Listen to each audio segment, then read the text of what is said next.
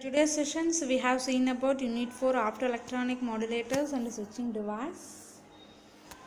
It's an introduction about modulator, then switching device, the transmissions, what do you mean by modulations, what do you mean by demodulations. Modulation is nothing but the carrier signals change accordance with the amplitude of the accordance with the message signals.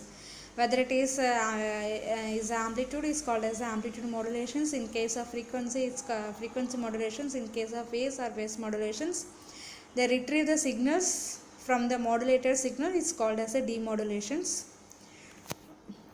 Okay, there are two types of modulations. Is continuous wave modulations. Next one is a pulse code modulations. Is analog modulations. Information signals or wave varies the light from the source of high frequency signal is a continuous manner. The digital modulations, discrete changes in the intensity of carriers are caused by the information signals. Okay, so next one is the electro-optic modulator. An electro-optic modulator is a device which can be used for controlling the power, phase or polarization of laser beam with electrical control signals. The electro-optic effect is modifications is refractive index is the nonlinear crystals by an external voltage.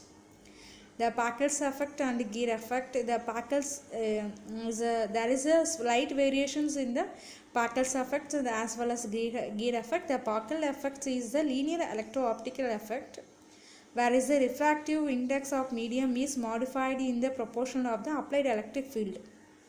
Okay, so gear effect is a quadratic electro-optical field. It changes the refractive index of materials, the refractive index with an electric field. So difference between the Packel's effects and gear effect is the Packel effect's refractive index is changed proportionally with the square of the electric field, but gear effect changes with the magnitude of the field. The Packel cells is a device consists of electro-optical crystals through which is the light beam can propagate. The phase delay is the crystals can be modulated by applying the variable electric voltage. This is the longitudinal transverse device. Next one is the electro-optical modulator types. This is the block diagram of various modulator types. The first one is the phase modulator. The phase modulator is a simplest type of electro-optical modulator. Is a phase modulator contains only Packel cells, whereas the electric field changes the phase delay of laser beam sent through the crystals. Okay, this is the derivations of electro-optical modulator. Okay, is finally we get finally from the derivations we get through the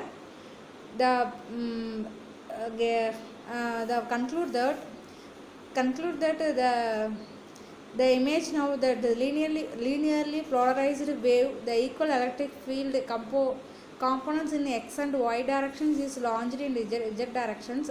As result of bright fringes is can be shown in Maxwell equations that we propagate constantly the difference in x and y directions. The x and y components of the wave get out the phase and wave gets elliptically polarized. This is the basics of electro-optic modulations, and the phenomenon can be used to make efficient field induced phase modulator with the appropriate crystals. Okay, so this is the derivations. Finally we get NRZ equal to the electric field, so along with z axis. Okay, so next one is the amplitude modulator. This is the block diagram of amplitude modulator. This is the phase shift between the two components at the output is p by 2. It's the input linearly polarized wave changed to circularly polarized wave at the output. In case of two components or amplitude is a 1 by root 2 a naught cos omega t. Cos omega we have written as cos omega t minus pi by 2 is a cos theta minus 90 degree. It's sin theta.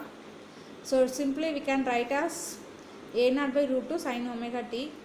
So the output current and the input current equal to sin square delta dou by 2. The finally we can recognize sin square delta v by 2 v by, and this equation is the basis of Packel's electro-optical modulator.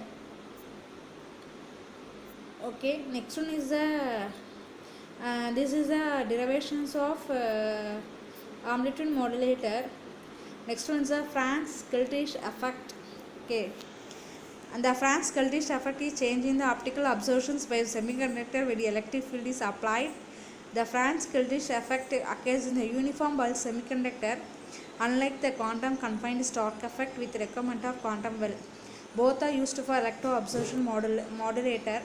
The Franz Keltisch effect usually requires the hundreds of volts, limiting its usefulness. With conversion electrics all through it's not to be case of commercially available Franz Keltisch effect electro absorption modulator that use the wavelength geometry to the guide to the optical carriers.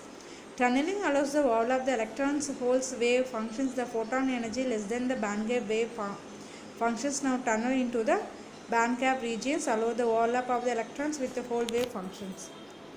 Okay, this is by this Franz Keltisch effect you have to complete these sessions. Okay, next topic we have see next session. Thank you.